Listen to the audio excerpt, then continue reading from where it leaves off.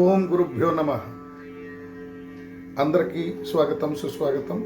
Hi guys, ఎలా ఉన్నారు? మనకి ఈ 10th క్లాస్ ఎగ్జామ్ మనకి జరుగుతుంది రాబోయే అతి త్వరలో. మనం వీటిపైన టెక్స్ట్ బుక్స్ మీద ఫోకస్ బాగా పెట్టి అందులోని ప్రశ్నలు సృజనాత్మకత దృష్టితోనే రాయడం వల్ల అత్యధిక మార్కులు పొందవచ్చు. అందుకే అక్షర దోషాలు లేకుండా పూర్తిగా సున్నితంగా గుండ్రమైనటువంటి అక్షరాలతో మీరు ప్రశ్నకు సమాధానం రాయవలసిన అవసరం ఉంది. ఇక మనం ప్రశ్నలకు వెళదాం.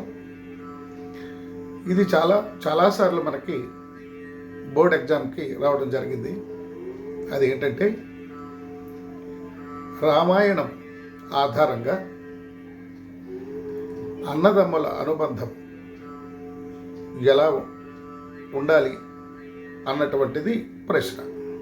ఈ ప్రశ్నకు మనం సమాధానం రాసే విధానం ఏమిటంటే, రామాయణంలో అతి గొప్పదైనటువంటి విషయం ఈ అన్నదమ్ముల బంధం. వీళ్ళకి శ్రీరాముడు లక్ష్మణుడు, భరతుడు, శత్రుఘ్నుడు అన్నటువంటి నలుగురు అన్నదమ్ములు. దశరథుని తండ్రి. దశరథునికి ముగ్గురు భార్యలు: కౌసల్య, సుమిత్ర, కైకేయి. వీళ్ళ దశరథ, కౌసల్య, సుమిత్ర, కైకేయికి జన్మించినటువంటి వారు ఈ నలుగురు. అందులో కౌసల్యకు జన్మించినటువంటి వాడు శ్రీరాముడు. సౌమిత్రకి జన్మించినటువంటి వారు లక్ష్మణుడు, శత్రుఘ్నుడు. కైకేయికి జన్మించినటువంటి వారు భరతుడు. ఈ నలుగురికి రాముడంటే పంచప్రాణాలు. తల్లులపైన కానీ తండ్రిపైన కానీ రాముని మీద ఉన్నంతటి ప్రేమ భక్తి తల్లిదండ్రులపైన లేదని చెప్పడంలో ఎటువంటి సందేహం లేదు. ఎందుకంటే రాముని యొక్క లక్షణాలు అంత గొప్పవి గనక. అందుకే అన్నగా, తండ్రిగా, తల్లిగా ఆరాధించడం, ప్రేమించడం, అన్న మాటలను జవదాటకుండా, అన్న ఆజ్ఞలను ఎదురు చెప్పకుండా, అన్న చెప్పినదే వేదంగా భావించినటువంటి వారు ఈ నలుగురు. అయితే ఇందులో దశరథుని ఆజ్ఞ మేరకు అరణ్యవాసానికి శ్రీరాముడు వెళ్ళవలసినటువంటి పరిస్థితి వచ్చింది.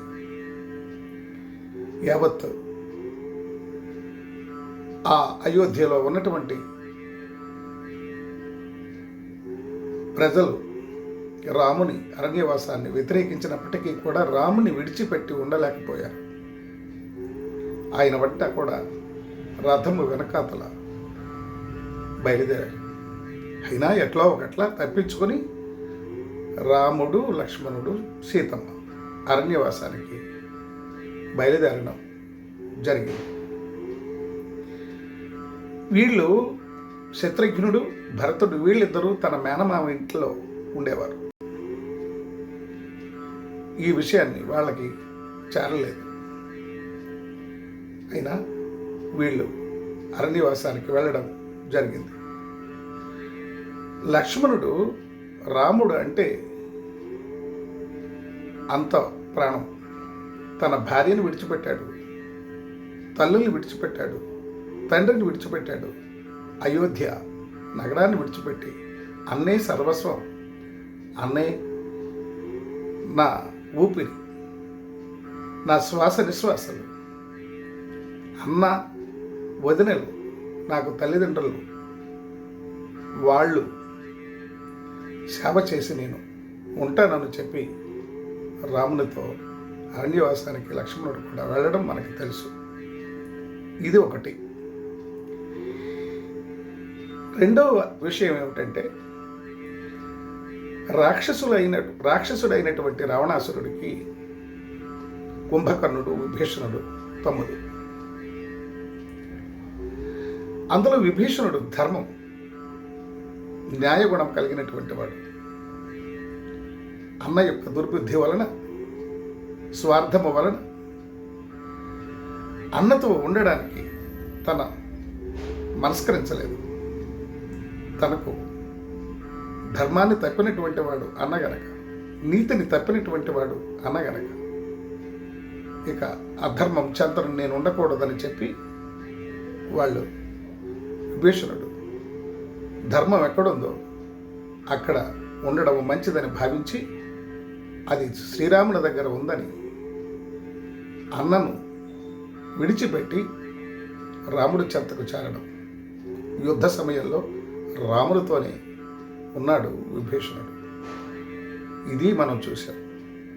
ఇంకా మూడవది, వాలి సుగ్రీవులు, వీళ్ళు కూడా అన్నదమ్ములు. అయినా ఫలితం ఏముంది? లేదు. ఎందుకంటే అధర్మవంతుడు, అన్యాయం కలిగినటువంటి వాడు, అతి బలవంతుడైనటువంటి వాడు వాలి, అతని తమ్ముడు సుగ్రీవుడు.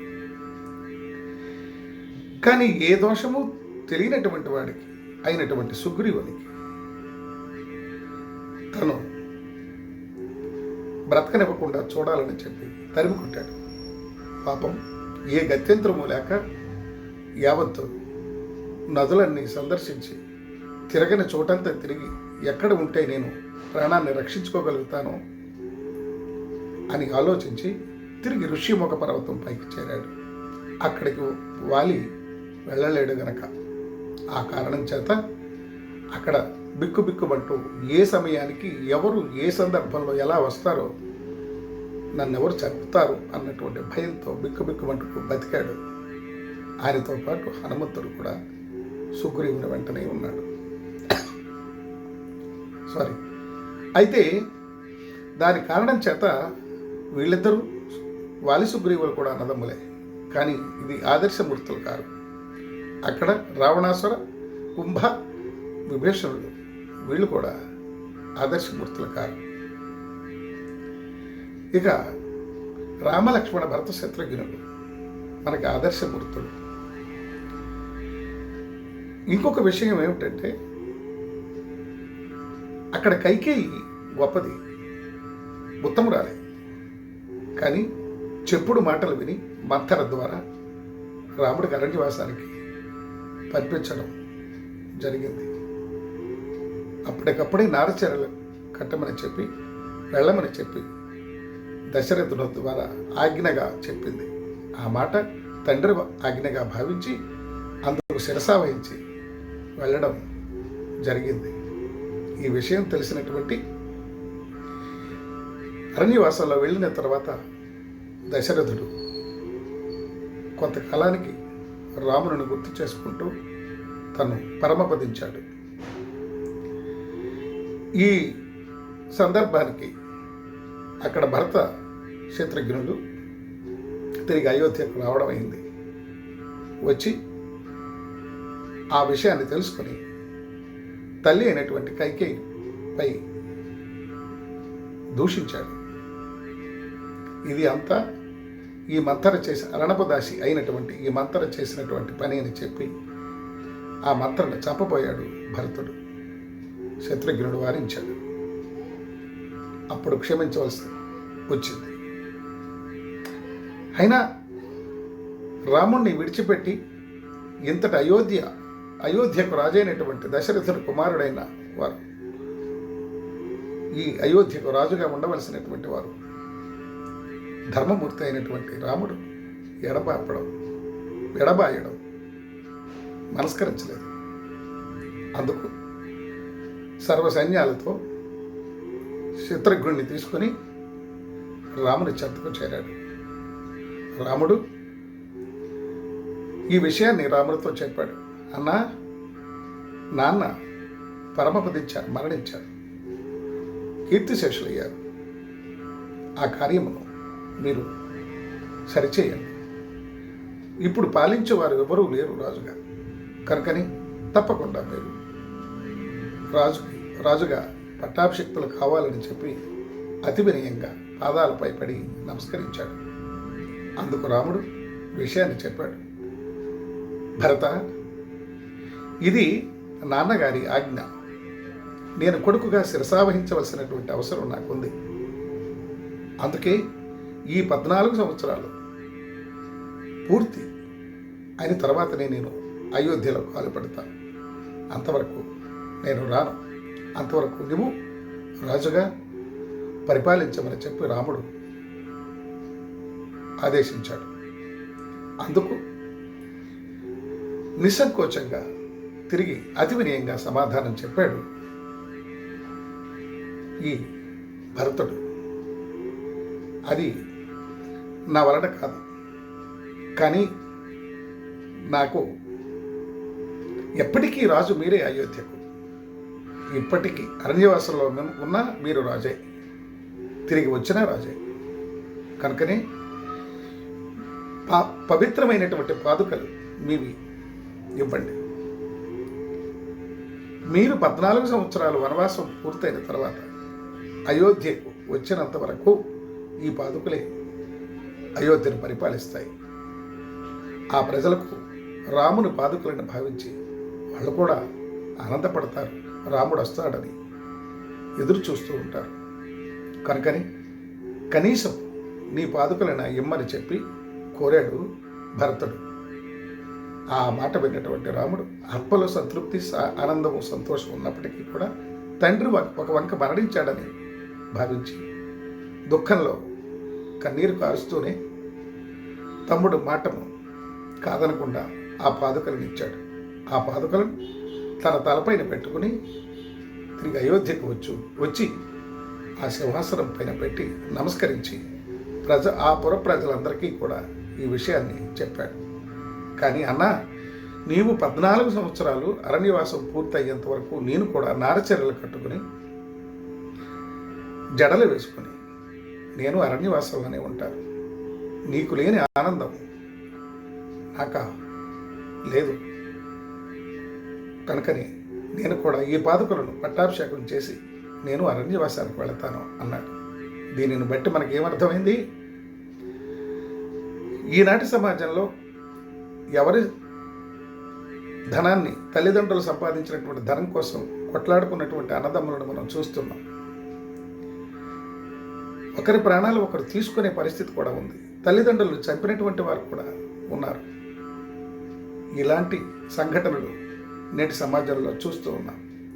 ఈ సమాజాన్ని మార్చడానికి రామాయణం ఉపయోగపడమే కాక అన్నదమ్ములంటే అన్న ఆజ్ఞను శిరసావహించే విధంగా తమ్ములు ఉండాలి తప్ప అన్నను తిరస్కరించడం సరైనది కాదు. కనుకే ఇది సమాజ మార్పు కోసం రామాయణం అవసరం. ఆ రామాయణంలో ఉన్నటువంటి ఈ అన్నదమ్ముల అనుబంధం ఇవి కూడా ఎంతో అవసరమని రామాయణం మనకు తెలియజేస్తుంది. ఈ ప్రశ్న చాలా అవసరమైనటువంటిది.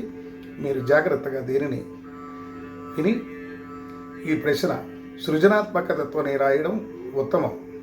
అందుకే సృజన అవసరం ఎంతైనా ఉంది.